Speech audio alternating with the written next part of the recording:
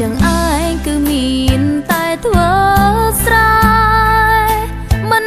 ដែលស្គាល់ទេទីក្រុងដ៏ស្កឹមស្កាយក្រមុំជនបទគ្មានគេប៉ែតីធ្វើតែស្រែលើដីស្បែកខ្មៅត្រូវថ្ងៃរាប់ខាស្ដាប់ពាក្យប្រដៅគោរពម៉ែឪបងវទួងបីខ្លួនក្រត្រដោខំធ្វើស្រែហាលភ្លៀងហាលក្តៅខោឲ្យចប់តាស្រងាយហូបតែក្តាមខ្យងម្អមស្រែមិនដែលបានហូបនៅភាសាពេលចង់ស្ដាប់ភ្លេងឮតែសំឡេងចាប់យំក្រោមត្នោតរងំលេងនឹងខ្យល់អាកាសធ្លាប់មើលយីកេនៅល្ខោ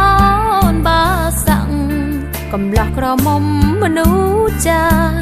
សប្បាយពេលបនម្ដងស្រុកស្រែងចឹងឯងគ្មានទេរថយន្តល្អមានតែរទេងគោសម្បូរកញ្ជើអីដល់ពេលល្ងាចយប់ឡើងគ្មានថ្មីស្រែកច្រៀងគៀងគោមន់ទីក្របីសំឡេងលាន់លឺឡើងពេញភូ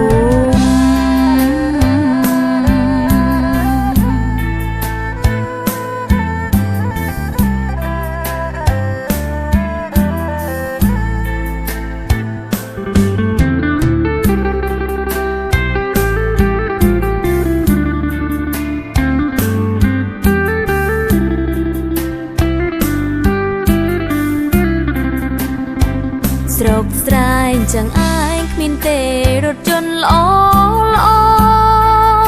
មានតែរទេងគោសម្បូរកញ្ជើអីដល់ពេលល្ងាចយប់ឡើងគ្មានថ្មីស្រែកច្រៀងគៀងគោមន់ទីក្របីសំឡេងលាន់លឺឡើង